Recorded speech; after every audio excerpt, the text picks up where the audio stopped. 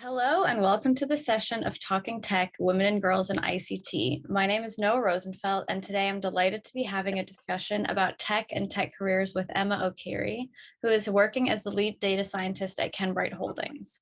Talking Tech is a series celebrating girls and women in tech. It's being recorded around the world between Girls in ICT Day 2020 and Girls in ICT Day 2022. Girls in ICT Day is an international day marked on the fourth Thursday of each April. The objective is to help create a global environment that encourages young women to consider studies and careers in the field of information and communication technologies. The Talking Tech series is brought to you by the ITU, the UNICC, and the Office of the UN Secretary General's Envoy on Youth, and is in support of Equals, the global partnership for gender equality in the digital age. So hi, Emma, and thank you so much for joining me today. To kick things off, would you mind introducing yourself a little bit to our audience and talking about what your current job is? I'm pleasure to meet you today. I'm happy to be part of the Talking Tech series. I'm a woman who is so passionate about technology, and I love making an impact and showing other girls that we can do it. There's a space for us in tech, and we need to fill up that space. So, as you said, my name is Emma. I am the lead data scientist at Kenbright. I'm also the data protection officer at Kenbright. My role involves a lot of business data analytics and automation. I work with a company that deals with a lot of financial and insurance services. So a lot of projects that I've done are related to insurance services, from automating the business processes to creating powerful business intelligence tools that are able to provide business insights to the management as well as to the staff and our clients. Wow, that sounds incredibly interesting.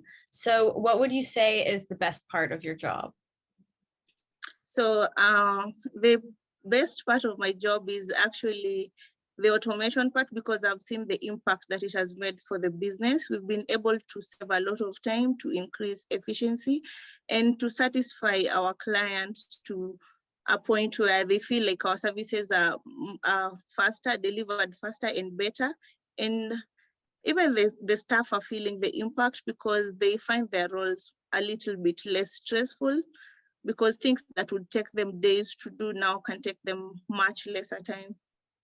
Yeah, it's really cool to see how automation can really change the work process for both the clients and the business. So you also mentioned that you are the data protection officer at Kenbright. Can you share a little bit about the importance of data protection and cybersecurity in general? So I think, let me speak in terms of, I think we've seen a lot of changes ever since COVID started, and we've seen a lot of businesses going online. And we've also seen the way people are working from home, and all these changes were brought about by they're not brought by the pandemic, but the pandemic kind of accelerated the changes. So with that, we know a lot of businesses are facing the risk of cyber attack, and a lot of businesses now need to be more keen than ever before on how they protect customer data, because these are sensitive information that when they leak, you can put someone in danger. So with businesses moving online, it is now more important than ever to protect data and to use tools that ensure that there is no leakage, and to train your staff to make sure that they don't mishandle customer data in a way that they can lose and put you at risk. In Kenya, we had the Data Protection Act rolled out in 2020. So that is something that I have been very keen on. And for example, in our company, I've been holding several training sessions just to make sure that our staff are up to date with this. And we also just train them, because we know when it comes to cyber attacks, these people are always inventing new ways to trick us into giving our data. So we have to keep being updated, and I have to keep updating our staff on that. Yeah, it moves so fast nowadays with all of the hackers. Yeah. So you talked a bit about COVID. Can you talk about how it's impacted your work-life balance through the pandemic? Yeah, so I would like to say that COVID-19, when it happened, most of us got to work from home. I'm one of the people who got a chance to work from home for close to 2 years now. I'm a mother to a 3-year-old son. So, you know, the first few years of life are the most impactful years of life to a baby. So it has given me a chance to bond with my son. It has given me the peace of mind to know that my child is okay. So with that, I think I was able to concentrate on work better. I would say for me, it made things work well for me because I was even able to perform better. I'd even get a promotion out of that. And for me, it worked well. And I think working from home is something that companies should actually consider because sometimes, especially I'll speak for mothers, especially for mothers when we go to work from the office away from the kids, especially when they're still young. Sometimes it's a bit stressful when you don't even know who is remaining with your kid or how they're remaining with your kid. So when you're with your kid, you have this kind of peace that enables you to work better. Yeah. Yeah, congratulations. I'm glad you could like capitalize on the situation. And I think you're right that the hybrid environment works better for a lot of people. Yeah, it does work better because for sure, especially when you have like the hybrid model where you have days where you go to the office and then days when you can comfortably work from home. So long as you have all the resources you need and you have tools that you can actually work from where nothing will ever stop you from working. Even we don't know how long the pandemic will last, but we don't know which other outbreak will come out, but you know work will always continue no matter what. Yeah, exactly. It's a reality of life. Yeah. So now you're very much in the tech world, but you actually started off by studying actuarial science. Can you talk a bit about your path from that into tech now? Okay, so I think tech has always been part of me, only that it took me such a long time to realize that. I remember being in high school and they introduced computer studies in our school. And I was so curious. I really wanted to study it, but I didn't have a chance because by the time they were introducing it, I was already in Form 2. So you had to be in Form 1 to go through such. So I remember I wanted it, but I didn't have a chance. So I only attended one lesson and I was very happy in that class. And then fast forward when I was in university, when I was selecting my courses for university, I selected software engineering. Unfortunately, I didn't get a chance to do software engineering. So I did actuarial science and actually forgot about the technology part of it for quite a while. So one day I visited a friend of mine in another university and I realized they were talking about this course. They were doing software engineering and they were talking about this course called artificial intelligence. And the conversation was so interesting to me. I wanted to know more. I borrowed their books just to try and see what are you guys talking about? What is this artificial intelligence? Because by then, everything to do with how the brain works used to amaze me a lot. And I wanted to understand, is it true that we can actually create something that can work like the brain can? But again, at that point, I also didn't follow that passion much. So when I started working, I remember I was an intern and our CEO got me a book, Python for Data Science.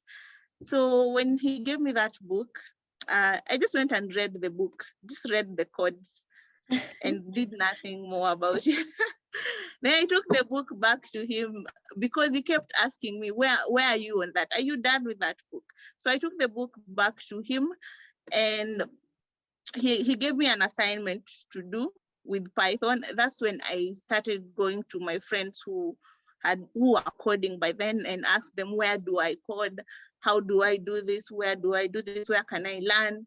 You know, so within 2 weeks, I was able to finish the assignment. And that's when I realized this is where my heart is. This is what I want to do.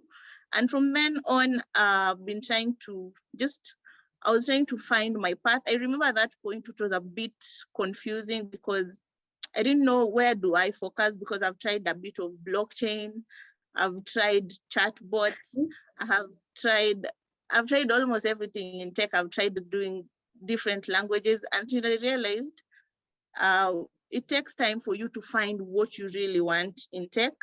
And also that the kind of passion I felt at that point, you won't believe, within a month, I was speaking at African Women in Tech conference and telling people about all these things I had learned. Wow. And yet I was still very new in the field. Yeah, so it was always a little bit in the background, and then all of a sudden, like, you opened the floodgates and just everything tech became your world. All of a sudden, I lived my life thinking I didn't have a passion in anything. So I just used to do things. I was good at things, but I didn't really know what made my heart click until that time when I realized tech is what made my heart happy. Wow.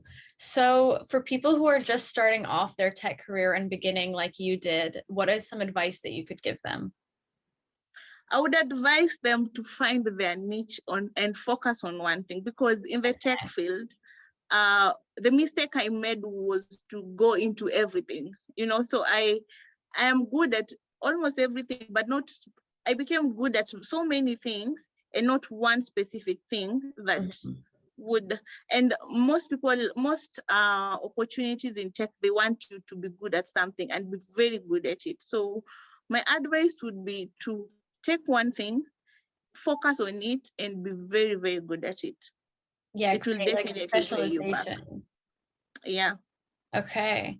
So in all of these niche worlds in technology, it's moving really fast. There's always new trends, new technology, new code that you might need to learn and structures. How do you personally stay up to date with all of the latest trends and movements that are happening within your sector of technology?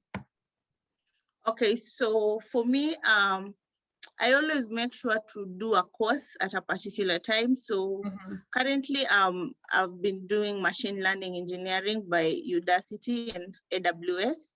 So when you do these courses, there will always be something new that they teach.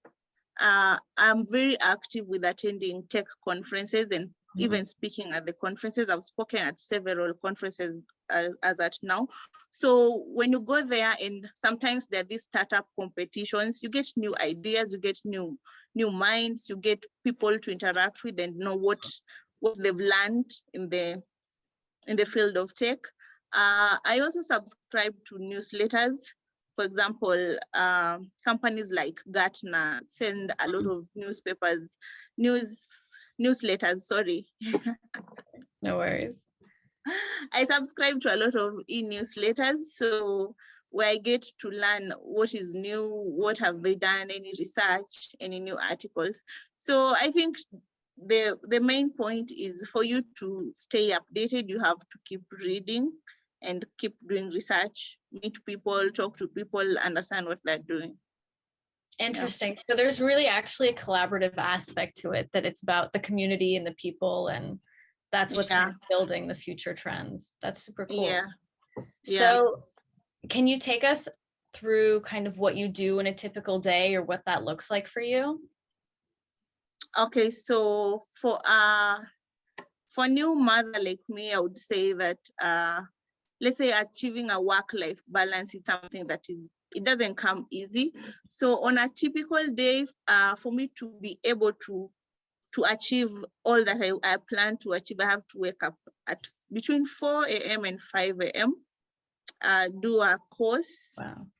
And then after that, it depends on the time it takes for me to do that course, depends on whether I'm working from home on that day or whether I have to go to the office. So if I have to go to the office, I'll definitely have to stop earlier. But if I'm working from home, I can take more time. And then after that, at around 8, I start doing my job. So with my job, as I said earlier, I focus on automating insurance processes. So normally, I always have assignments that are lined up.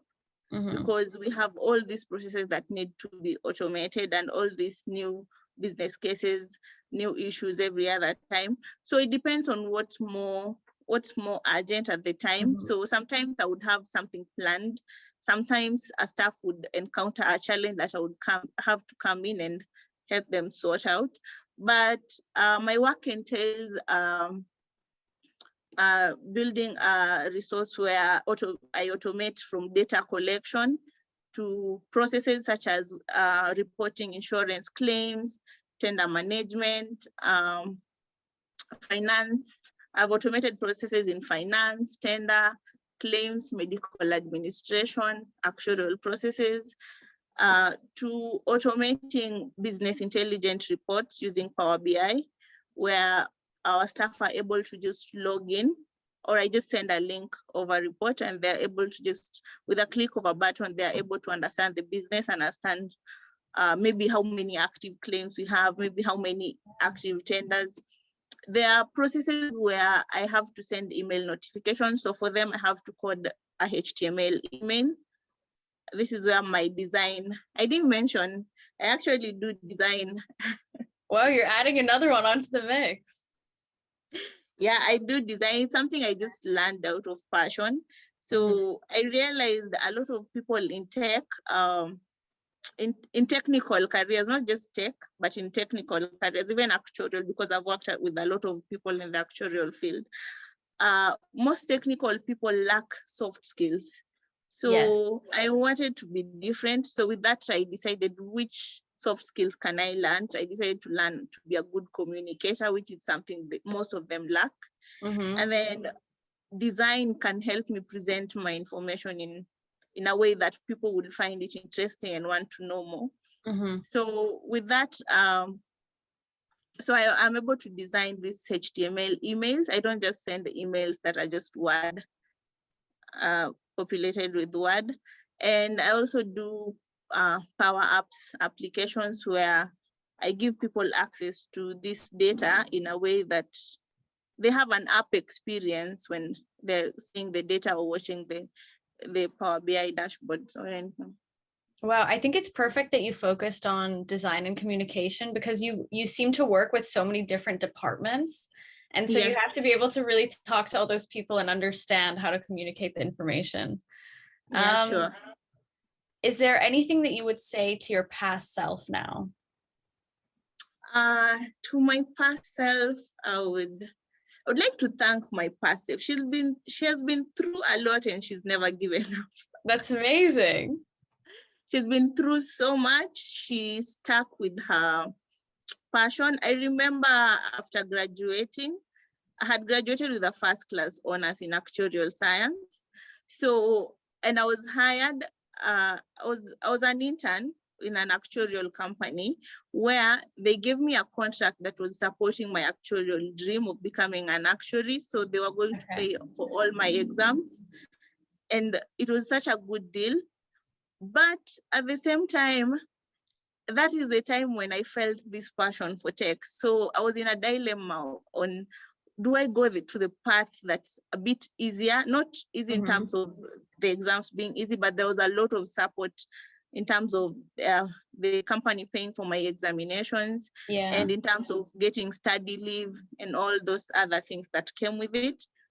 Between that and going to a field where everything was a mess, where I didn't even know where to focus, where I didn't even know what to choose, I didn't know what to do, but I felt that is where my heart clicked. So my past self, despite being young, at the age of, I think, 22 years old, I was still able to stick with my passion despite it looking so challenging. And despite being a mother at such a young age, I still stuck with it, and I'm still going. I still believe I'm going very far. That's so inspiring. It's nice to see that even when it seems challenging or you don't have an easy way in, if you really enjoy what you do, then you can make it work, you know? Yeah, that's the good thing about passion. It never feels like work. That's amazing. Yeah. So this interview series is focused on women in technology, and I was wondering if you could talk a little bit about your specific experience as a woman working in the tech world and maybe some challenges you've had to overcome. So my experience as a woman in tech, I feel like there's still space for a lot of us because there's so many women who haven't joined tech yet, and there's so many, it's still male dominated. So I feel like we need more women in tech, so we can do things that favor women, because I feel like sometimes when it's only men doing things, they think like men do, but we need the kind of thinking, we need a brain of a woman to do things a certain way, and to do things that also favor us. So among the challenges I have met is balancing life. Achieving a work-life balance is very hard for women, especially when you start a family or when you become a young parent. When you become a mother before your career is fully established is one of the biggest challenges that I have personally encountered, especially we know how tech is a field that changes every other time. You never know what might come out tomorrow. So imagine you spend 3 months on maternity leave, and when you come back to the work scene and everything seems different, and you have to relearn some skills that maybe you've forgotten, or you have to keep learning new things that came out while you are away. So it is a field where I urge, especially the young women who are still single and with no family, you can build your career first and then focus on family later. True. It's definitely amazing to see the strength of women and seeing how they can be really amazing mothers and also be really amazing in their careers and at the forefront of, their industries. It's not easy. It's definitely not easy. But they make it look easy sometimes, right? Yeah, we definitely make it look easy, but it is not. But that's where passion comes in again. If you're passionate about it, you will do it no matter what happens. Exactly. So to finish off, my final question is, do you have any tips or career advice to offer other young women who want to join the tech community? I would tell them to, if they feel that that's where their heart is happy, just go for it. Go for it, learn what it takes. At first, it might seem hard, but it gets easier with time. There is also this kind of phobia that women have, and they feel that, I've just forgotten the word for it, but there's this phobia that women feel they're not good enough. We have the capacity, we have the brain that it takes to succeed in tech. So if there's anyone out there that feels like they feel a passion for tech and they want to be part of the change, just go for it. Let nothing stop you. Amazing. Thank you so much. That wraps up our session today for Talking Tech, Women and Girls in ICT. But thank you so much, Emma. I really enjoyed talking to you today and hearing a little bit about your perspective and just your expertise. So thank you and have a great day. Thank you, Noah.